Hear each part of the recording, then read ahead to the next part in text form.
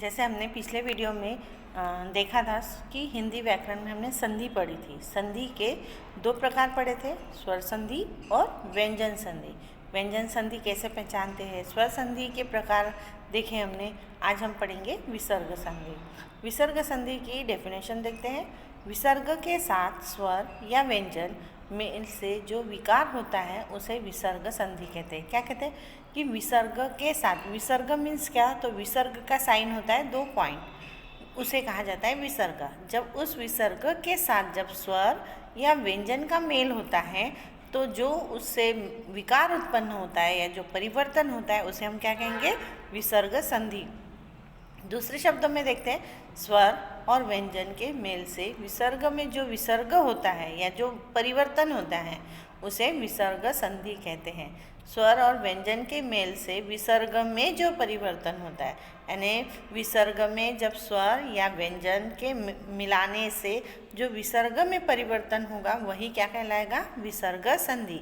उसके कुछ नियम दिए हैं। पहला नियम है, यदि विसर्ग के पहले अ आए और उसके बाद वर्ग का तृतीय, चतुर्थ या पंचम वर्ण आए या य, र, ल, व, ह रहे तो विसर्ग का उ होता है और उ पूर्ववर्ती अ से मिलकर गुण संधि द्वारा ओ हो जाता है। अब क्या बताया है कि विसर्ग के पहले यदि अ स्वर हो और विसर्ग के बाद यदि य, र, ल, व, ह इनमें से कोई व्यंजन आता है या इनमें से कोई वर्ण आता है तो विसर्ग किस में परिवर्तित हो जाएगा, उ में। लेकिन उ ये अ के साथ मिलकर क्या बनाएगा, ओ बनाएगा। जैसे एग्जाम्पल से हम अच्छे से समझ जाएंगे। यहाँ पर दिया है मन प्लस रथ, मन विसर्ग प्लस रथ। अब यहाँ पर देखो विसर्ग का साइन दिया है और विसर्ग के साइन के पहले न आया, म न, तो न में अ की मात्रा आई है, इसलिए जब विसर्ग के पहले अ और विसर्ग के बाद य, र, ल, व, तो अ का विसर्ग का क्या बनेगा, उ, और उ के साथ में न में अ की मात्रा है तो अ और उ मिलाकर क्या बनेगा, ओ। तो मनः विसर्ग प्लस रथ क्या बना, मनोरथ। ठीक है। अब दूसरा उदाहरण देखते हैं। सर विसर्ग प्लस ज क्या बनेगा, सरोज, क्योंकि विसर्ग के पहले र है और र में अ की मात्रा है और प्लस ज, तो ये विसर्ग प्लस ज इक्वल टू क्या बना, सरोज। तो विसर्ग का उ बना और र में अ की मात्रा होने से उ प्लस अ क्या बना, ओ। तो वो ओ की मात्रा हमने कहाँ लगाई, र में। ठीक है। नेक्स्ट है मन ह विसर्ग प्लस भाव क्या बना, मनोभाव। फिर है पय विसर्ग प्लस द क्या बनेगा, पयोद। तो यहाँ पर जितने भी उदाहरण दिए हैं उन उदाहरणों में हमने देखा कि विसर्ग का उ बना है और उ के साथ जब अ मिलाया जाता है तो उ प्लस अ क्या बनता है, ओ, और ओ की मात्रा विसर्ग के पहले वाले वर्ण पर लग कर आती है। जैसे मन विसर्ग प्लस विकार तो क्या बनेगा, मनोविकार। पय विसर्ग प्लस धर क्या बना, पयोधर। मन विसर्ग प्लस हर क्या बनेगा, मनोहर। वय विसर्ग प्लस वृद्ध क्या बनेगा, वयोवृद्ध। यश विसर्ग प्लस धरा, यशोधरा। सर विसर्ग प्लस वर, सरोवर। तेज विसर्ग प्लस मय, तेजोमय।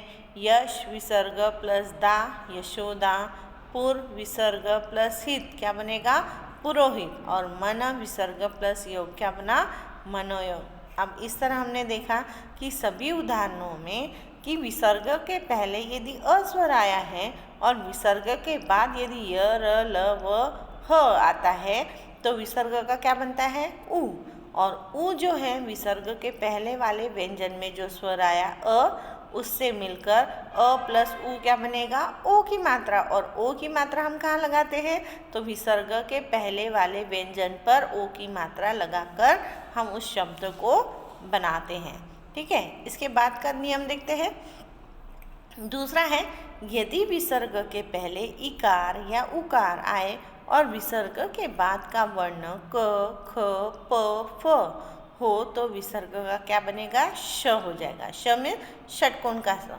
अब इधर यहाँ पर क्या बताया है कि यदि विसर्ग के पहले इकार या उकार, इकार का मतलब ई की मात्रा और उकार का मतलब ऊ की मात्रा, यदि विसर्ग के पहले कोई ई की मात्रा आती है या ऊ की मात्रा आती है और विसर्ग के बाद यदि कोई वर्ण मीन्स कौन सा, तो क ख प फ, ये इनमें से कोई वर्ण आता है विसर्ग के बाद तो विसर्ग का क्या बन जाएगा, श बन जाएगा। और श कौन सा, तो षटकोण वाला, जैसे नी विसर्ग प्लस कपट। अब यहाँ पे नी के विसर्ग के पहले न में कौन सी मात्रा है, ई की, और ई की मात्रा होने के बाद विसर्ग का साइन है और विसर्ग के साइन के बाद कौन सा वर्ण आया है, क। तो जब क ख प या फ आता है तो वो क ख प फ आने के कारण विसर्ग क्या बन जाता है,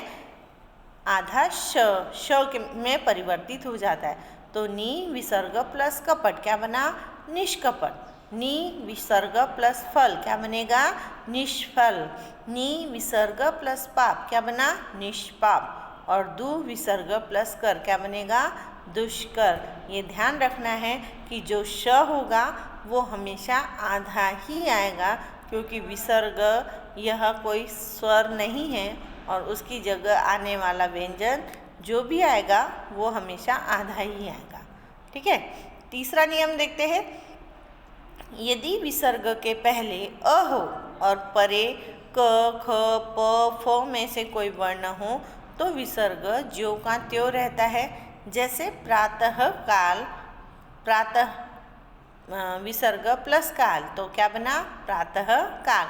अब यहाँ पर क्या बताया है इसका नियम कि विसर्ग के पहले यदि अ हो और विसर्ग के बाद यदि क ख प फ अगर आता है तो वो विसर्ग जैसा का वैसा ही रहता है, उसमें कोई परिवर्तन नहीं होता। और संधि बनाते समय दोनों शब्द विसर्ग साइन के साथ ही लिखे जाते हैं। जैसे प्रातः विसर्ग प्लस काल क्या बना, प्रातः काल।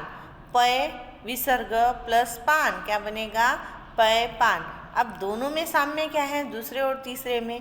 हमने दूसरे में क्या देखा कि यदि विसर्ग के पहले नी या उ का नी ई या उ की मात्रा आती है और उसके बाद क प फ और ह आता है, सॉरी क ख प और फ आता है तो विसर्ग का क्या बनता है, श बन जाता है। लेकिन हमने तीसरे में देखा कि विसर्ग के पहले यदि अ आता है और विसर्ग के बाद यदि क ख प या फ इनमें से कोई वर्ण आता है तो विसर्ग किसी भी वर्ण में परिवर्तित नहीं होता। हम जब उसकी संधि बनाते हैं तो हमें उसका विसर्ग साइन के साथ ही हमको वो शब्द जोड़कर लिखना पड़ता है। अब चौथा उदाहरण देखते हैं। क्या नियम है चौथा, यदि ई उ के बाद विसर्ग हो और उसके बाद र आए तो ई का ई या उ का ई या उ हो जाता है और विसर्ग लुप्त हो जाता है। अब क्या बोला है कि यदि विसर्ग के पहले छोटी ई या छोटा उ आता है और विसर्ग के बाद जब र आ जाए तो छोटी ई का बनेगा बड़ी ई और छोटे उ का बनेगा बड़ा उ और विसर्ग साइन जो होता है वो लुप्त हो जाता है, यानी गायब हो जाता है। जैसे यहाँ पर नी विसर्ग प्लस रव क्या बना, नीरव। क्यों, क्योंकि यहाँ पर हमने देखा नियम में कि विसर्ग के पहले यदि छोटी ई की मात्रा आती है और विसर्ग के बाद यदि र आता है तो वो छोटी ई की मात्रा किस में परिवर्तित हो जाएगी, बड़ी ई की मात्रा में, और विसर्ग का साइन हट जाएगा। वैसे ही नी विसर्ग प्लस रस क्या बनेगा, नीरस। फिर है नी विसर्ग प्लस रो क्या बना, नीरो। और दु विसर्ग प्लस राज क्या बनेगा, दुराज। अब पांचवा देखते हैं नियम। यदि विसर्ग के पहले अ और आ को छोड़कर कोई दूसरा स्वर आए और विसर्ग के बाद कोई स्वर हो या किसी वर्ग का तृतीय चतुर्थ या पंचम वर्ण हो या य र ल व हो तो विसर्ग के स्थान में र हो जाता है।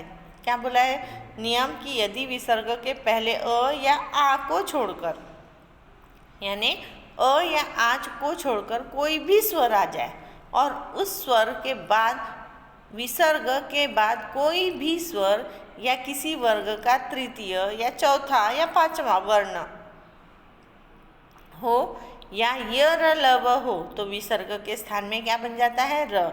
जैसे नि विसर्ग प्लस उपाय क्या बनेगा? निर उपाय। र बनना है और र में उपाय उपाय बोला है तो उ की मात्रा लग जाएगी क्योंकि उ क्या है? एक स्वर है। तो र जब बना तो र में उ की मात्रा लग गई तो नि विसर्ग प्लस उपाय। हमने देखा नियम में कि विसर्ग के पहले यदि अ आ छोड़कर कोई भी स्वर तो अ आ छोड़कर ई का ई स्वर लगा है और उसके बाद में कोई दूसरा स्वर आए या फिर विसर्ग के बाद स्वर हो या किसी वर्ग का तृतीय चतुर्थ या पंचम वर्ण हो। अभी तो उ आया है तो उ एक स्वर ही है तो वो विसर्ग का क्या किस में रूपांतर होगा? र में। अब नीर बोला है तो नीर और उपाय तो नीर उपाय नहीं लिखेंगे हम तो नीर और र में उ की मात्रा लग जाएगी तो क्या बनेगा? निरूपाय। अब नी विसर्ग प्लस झर क्या बनेगा? निर्झर। तो यहाँ पे विसर्ग साइन हटाने के बाद हमने र बोला है तो निर और झर तो हम लिखते समय र न लिखते हुए हम क्या करेंगे? तो र की मात्रा के रूप में झ के ऊपर हम क्या लगाएंगे? रेफ लगाएंगे। वैसे ही नी विसर्ग प्लस जल क्या बना? निर्जल। उसके बाद है नी विसर्ग प्लस धन क्या बनेगा? निर्धन। अब और उसके बाद में छठवां देखते हैं। यदि विसर्ग के बाद च छ श हो तो विसर्ग का श ट ठ या श हो तो श और त थ स हो तो स हो जाता है। अब क्या बोला है कि यदि विसर्ग के बाद च छ या श हो तो विसर्ग का क्या बनेगा? श। और यदि ट ठ श हो तो विसर्ग का बनेगा? श षटकोण का। और यदि त थ या स हो तो विसर्ग का स हो जाता है।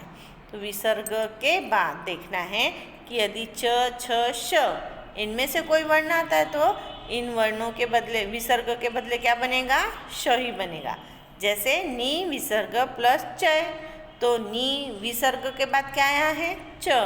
तो जब च आए छ आए या श आए तो इनका रूपांतर होते समय विसर्ग का क्या बनता है? श शलगम वाला।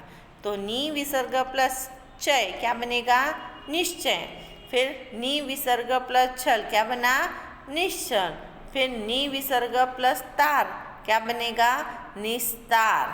अब इस स आधा क्यों आया? क्योंकि विसर्ग के बाद त आया है और जब त थ या स आता है तो विसर्ग का क्या बनता है? स ही बन जाता है। वैसे ही नी विसर्ग प्लस शेष तो नी विसर्ग के बाद क्या आया? श। तो श जब आता है तो वह श में ही परिवर्तित हो जाता है विसर्ग। इसलिए नी विसर्ग प्लस शेष क्या बनेगा? निश्चय।